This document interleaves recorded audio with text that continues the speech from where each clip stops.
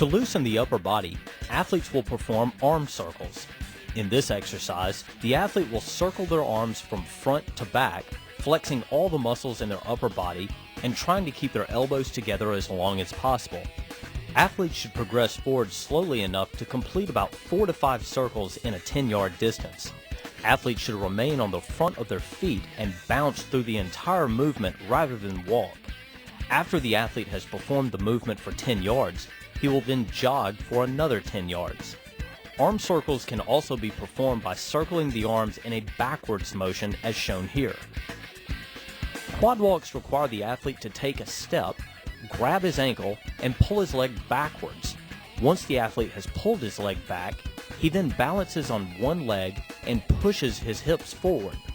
The leg is then released and the motion is repeated with the other leg. This exercise targets flexibility in the front of the thigh and in the hip flexors. As with the other drills, after the athlete has covered 10 yards performing quad walks, he then jogs an additional 10 yards. When performing shin grabs, an athlete should maintain an upright posture, grab their shin, and pull it deep into their chest. Pulling the body into this position and then holding the position for a second requires tremendous flexibility and body control. As athletes hold this position, they should also aim to support all of their weight on the front of their foot and not on their heel. A-skips focus on rhythm and correct sprint angles.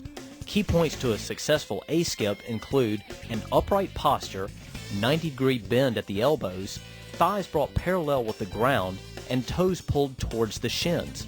It is important that an athlete be able to smoothly perform the rhythmic motion of A-skips because it mimics much of the positioning needed for high-speed, efficient sprinting. After performing A-skips for 10 yards, the athlete then jogs freely for another 10 yards. The backwards open hip skip focuses on rhythm and aims to loosen the hips and groin. Here the athlete will lift their thigh parallel to the ground in front of their body and then rotate it open as they step backwards. As the athlete steps backwards, they should imagine that they are stepping over a small hurdle. As with all speed training exercises, athletes should keep all of their weight on the front of their foot and keep their heels off the ground. By keeping their weight on the front of their feet, athletes will more easily fall into a rhythm that allows them to smoothly perform this challenging exercise. Over and under the fence is an exercise designed to loosen the hips and groin for lateral movement and change of direction speed. This exercise is performed by stepping laterally over an imaginary fence with both legs and then sliding under another imaginary fence. Note that the athlete's feet never cross at any point during this drill. As athletes step over the imaginary fence, they aim to step as high as possible, thus striving for maximum range of motion in the hips. Similarly, as the athlete slides under the imaginary fence, they should step as wide as possible and sink as low as possible to fully stretch the groin and hamstrings.